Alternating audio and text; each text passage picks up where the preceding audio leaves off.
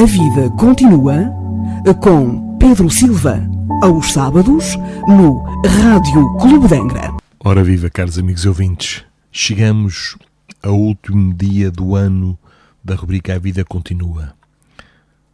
Já a partir da meia-noite entramos em 2023. E vamos falar hoje, neste último programa de 2022, deste assunto cuja temática anda à volta dos tempos são chegados. E diz assim que os tempos marcados por Deus são chegados, dizem-nos de todos os lados, nos quais grandes acontecimentos se vão realizar para a regeneração da humanidade. Em que sentido devem ser entendidas essas palavras proféticas? Para os incrédulos não têm a menor importância. Aos seus olhos não passam da expressão de uma crença pueril, sem fundamento. Para a maioria dos crentes, elas têm algo de místico e de sobrenatural, que lhes parece ser o precursor da perturbação das leis da natureza. Estas duas interpretações são igualmente errôneas. A primeira, por implicar na negação da providência e porque os factos realizados provam a veracidade dessas palavras. A segunda, por não anunciar a perturbação das leis da natureza, mas a sua realização. Procuremos-lhe, pois, o sentido mais racional. Tudo é harmonia na obra da criação. Tudo revela uma previdência que não se desmente, nem nas menores, nem nas maiores coisas. Em primeiro lugar, devemos afastar toda a ideia de capricho inconciliável com a sabedoria divina. Em segundo lugar, se a nossa época está marcada pela realização de certas coisas, é porque elas têm a sua razão de ser na marcha geral do conjunto. Isto posto, diremos que o nosso globo, como tudo o que existe, está submetido à lei do progresso. Progride fisicamente pela transformação dos elementos que o compõem e, moralmente, pela depuração dos espíritos que estão aqui no corpo físico e aqueles que já estão despojados do mesmo corpo que povoam. Esses dois progressos se seguem e marcham paralelamente, porque a perfeição da habitação está em relação com o habitante. Fisicamente, o globo sofreu transformações constatadas pela ciência e que sucessivamente o tornaram habitável, por seres cada vez mais aperfeiçoados. Moralmente, a humanidade progride pelo desenvolvimento da inteligência, do senso moral e do abrandamento dos costumes. Ao mesmo tempo que se opera a melhoria do globo sob o império das forças materiais, os homens a isso concorrem pelos esforços de sua inteligência. Saneiam regiões insalubres, tornam mais fáceis as comunicações e a terra mais produtiva. Esse duplo progresso se realiza de duas maneiras. Uma lenta, gradual e insensível. Outra por mudanças mais bruscas, em cada uma das quais se opera um movimento ascensional mais rápido que marca, por caracteres distintos, os períodos progressivos da humanidade. Esses movimentos subordinados nos detalhes ao livre-arbítrio dos homens são de certo modo fatais no seu conjunto, porque estão submetidos a leis como os que se operam na germinação, no crescimento e na maturação das plantas, considerando-se que o objetivo da humanidade é o progresso, não obstante a marcha retardatária de algumas individualidades. Eis porque o movimento progressivo algumas vezes é parcial, isto é, limitado a uma raça ou a uma nação, outras vezes geral. O progresso da humanidade efetua-se, pois, em virtude de uma lei. Ora, como todas as leis da natureza são a obra eterna da sabedoria e da presciência divinas, tudo quanto seja efeito dessas leis é resultado da vontade de Deus, não de uma vontade acidental e caprichosa, mas de uma vontade imutável. Então, quando a humanidade está madura para transpor um degrau, pode-se dizer que os tempos marcados por Deus são chegados. Como se pode dizer também que em tal estação eles chegaram para a maturação dos frutos e para a colheita. Pelo facto, caros amigos, de um movimento progressivo da humanidade ser inevitável, porque está na natureza, não se segue que Deus a isso seja indiferente e que depois de ter estabelecido leis tenha entrado em inação, deixando as coisas vir sozinhas. Suas leis são eternas e imutáveis, sem dúvida, mas porque sua própria vontade é eterna e constante e o seu pensamento anima todas as coisas sem interrupção. Seu pensamento, que tudo penetra, é a força inteligente e permanente que mantém tudo na harmonia. Se esse pensamento deixasse de agir um só instante, o universo seria como um relógio sem o pêndulo regulador. Deus vela incessantemente pela execução das suas leis e os espíritos que povoam o espaço são seus ministros, encarregados dos detalhes, conforme as atribuições relativas ao seu grau de adiantamento. O universo é, ao mesmo tempo, um mecanismo incomensurável, conduzido por um número não menos incomensurável de inteligências, um imenso governo em que cada ser inteligente tem a sua parte da ação, sob o olhar do soberano Senhor, cuja vontade única mantém a unidade por toda a parte. Sob o império desse vasto poder regulador, tudo se move, tudo funciona numa ordem perfeita. O que nos parece perturbações são movimentos parciais e isolados, que só nos parecem irregulares porque a nossa visão é circunscrita, é limitada. Se pudéssemos abarcar o seu conjunto, veríamos que essas são apenas aparentes e que se harmonizam no todo. A previsão dos movimentos progressivos da humanidade nada tem de surpreendente para os seres desmaterializados que veem o fim para onde tendem todas as coisas, alguns dos quais possuem o pensamento direto de Deus e que julgam, pelos movimentos parciais, o tempo no qual poderá realizar-se um movimento geral, como se julga previamente o tempo necessário para uma árvore dar frutos, como os astrónomos calculam a época de um fenómeno astronómico pelo tempo requerido por um astro para fazer a sua revolução. Mas, certamente, nem todos os que anunciam tais fenómenos, os autores de almanaques que predizem os eclipses e as marés, por exemplo, estão em condições de fazer os cálculos necessários. Não passam de ecos. Assim, há espíritos secundários cuja vista é limitada e que apenas repetem o que os espíritos superiores aprouve lhes revelar. A humanidade realizou até agora incontestáveis progressos. Por sua inteligência, os homens chegaram a resultados jamais atingidos em relação às ciências, às artes e ao bem-estar material. Resta-lhes ainda uma imensidão a realizar. É fazer reinar entre si a caridade, a fraternidade e a solidariedade para assegurar o seu bem-estar moral. Não podiam, com suas crenças nem com suas instituições antiquadas, resquícios de uma outra idade, boas numa certa época, suficientes para um estado transitório, mas que, tendo dado o que comportavam, seriam hoje um ponto de parada. Tal uma criança estimulada por móbiles impotentes quando ela chega à idade madura, já não é apenas o desenvolvimento da inteligência que é necessário aos homens, é a elevação do sentimento, e para tanto é preciso destruir tudo quanto neles pudesse excitar o egoísmo e o orgulho.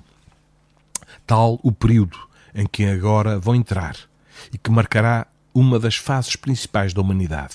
A fase que neste momento se elabora é o complemento necessário do estado precedente, como a idade viril é o complemento da juventude.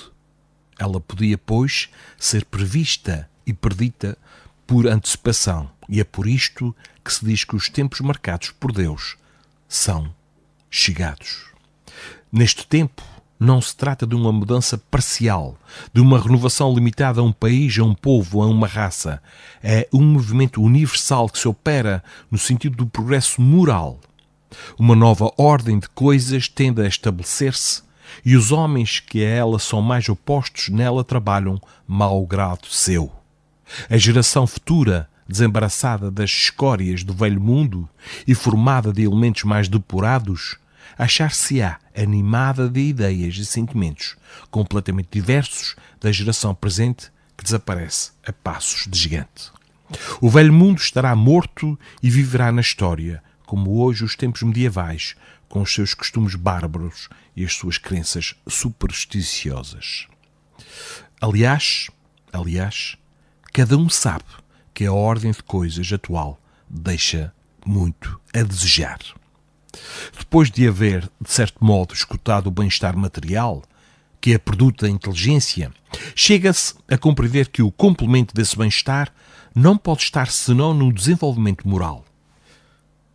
Quanto mais se avança, mais se sente o que falta, sem, contudo, poder ainda o definir claramente. É o efeito do trabalho íntimo que se opera para a regeneração. Tem-se desejos, aspirações, que são como o pressentimento de um estado melhor. Mas uma mudança tão radical quanto a que se elabora não se pode realizar sem comoção. Há luta inevitável entre as ideias. E quem diz luta diz alternativa de sucesso e de revés. Entretanto, como as ideias novas são as do progresso, e o progresso está nas leis da natureza, estas não deixam de triunfar sobre as ideias retrógradas. Desse conflito nascerão forçosamente perturbações temporárias, até que o terreno esteja livre dos obstáculos que se opõem à construção do novo edifício social. Após da luta das ideias que surgirão os graves acontecimentos anunciados, e não de cataclismos ou catástrofes puramente materiais. Os cataclismos gerais eram consequência do estado de formação da Terra. Hoje, não são mais as entranhas do globo que se agitam, são as entranhas da humanidade. A humanidade é um ser coletivo no qual se operam as mesmas revoluções morais que em cada ser individual, mas com esta diferença: umas se realizam de ano a ano e as outras de século em século. Quem as seguir nas suas evoluções através dos tempos verá a vida das diversas raças marcada por períodos que dão a cada época uma fisionomia particular.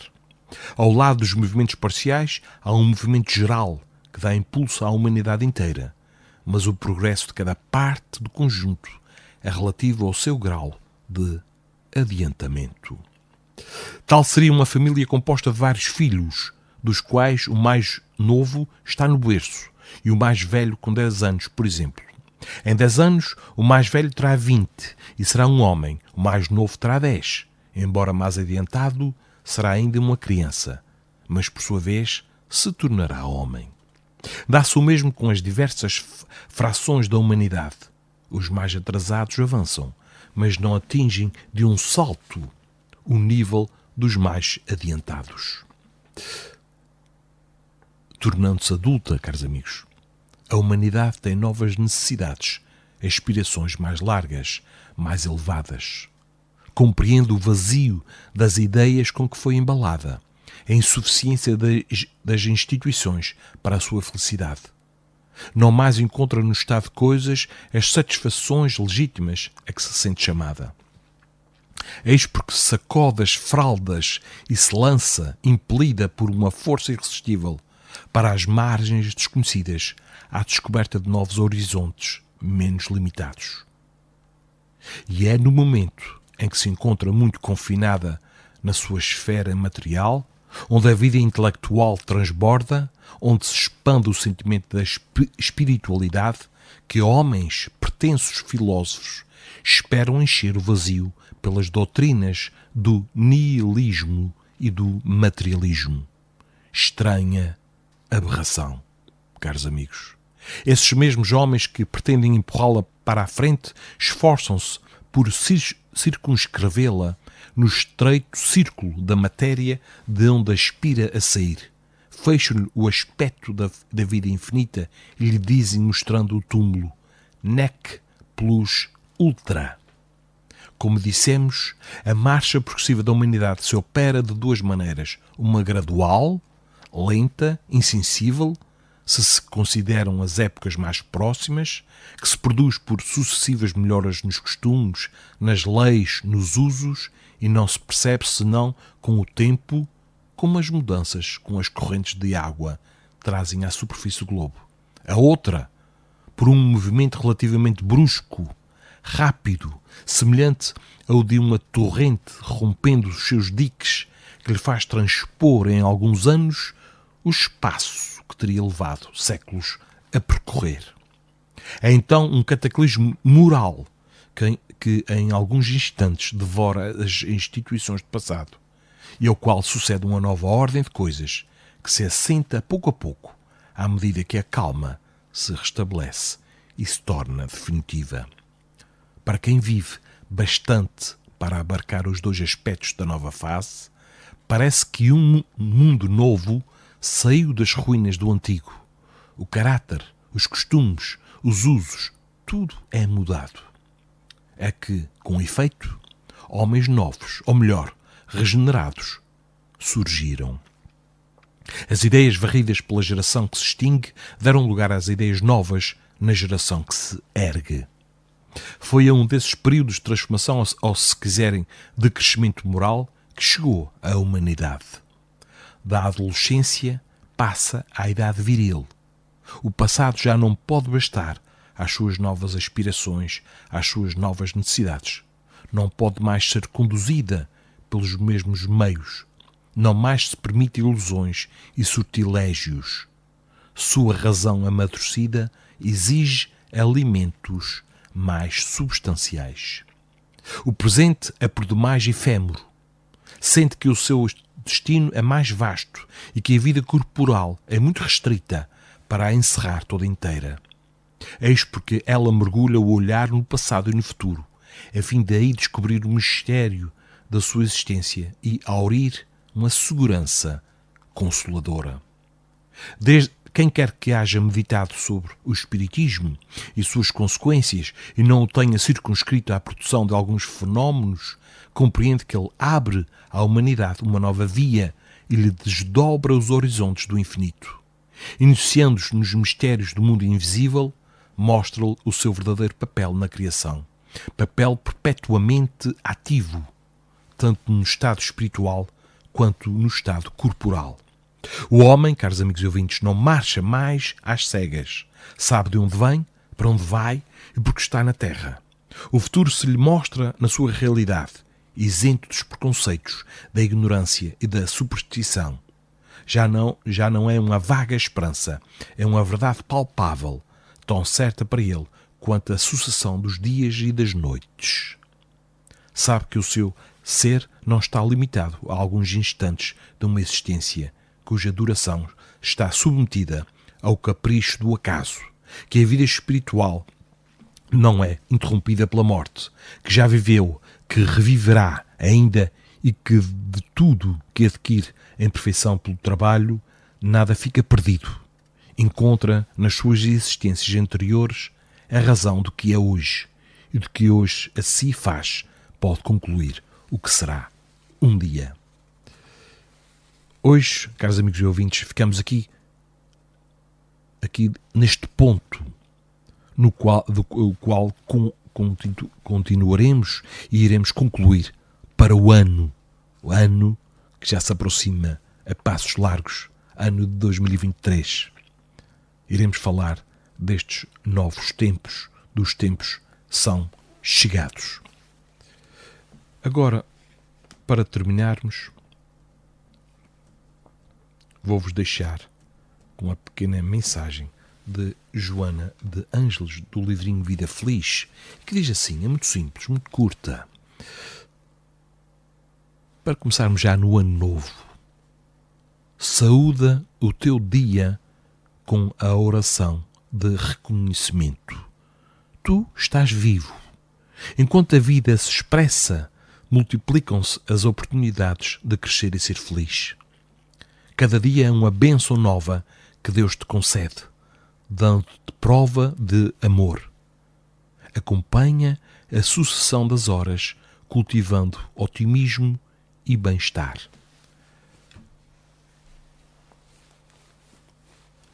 Na passagem de ano, quando emitirem um desejo, não pensem assim, que o ano que vem, que o ano novo me traga isto ou aquilo. O ano novo não trará nada a ninguém. Somos nós que faremos do ano novo um ano novo e melhor, se nós quisermos. Somos nós que daremos ao ano aquilo que nós desejamos, mas que passemos do desejo às ações e não fiquemos de braços cruzados, como muitos fizeram neste ano, à espera que a vida caia do céu, porque não cairá. Somos nós que fazemos a vida, é cada dia que passa. Façamos novas escolhas, não cometamos os mesmos erros, à espera de respostas diferentes, de efeitos diferentes. Vamos avançar, sem medos. Vamos pôr em prática aquilo que nós já pensamos há muito tempo pôr em prática, mas ainda não conseguimos, por falta de coragem, por falta de oportunidade. Vamos dar o primeiro passo. Vamos fazer algo diferente neste ano e contribuir para um ano melhor. Contribuir para um ano melhor. O ano que nós queremos. 2023 não nos trará nada de novo se nós não fizermos por isso. Então, que no ano novo eu seja uma pessoa melhor, que eu pense de uma forma diferente, que eu trabalhe os meus medos, os meus receios, as minhas inseguranças e que tenha cada vez mais a certeza que sou um filho de Deus. Logo, somos deuses e nós todos, sem exceção, possuímos um potencial infinito de possibilidades. Basta querer e ao querer aliar a vontade. Um excelente ano de 2023 para todos vós, caros amigos e ouvintes do Rádio Clube de Angra. Então, até para o ano. A vida continua com Pedro Silva, aos sábados, no Rádio Clube de Angra.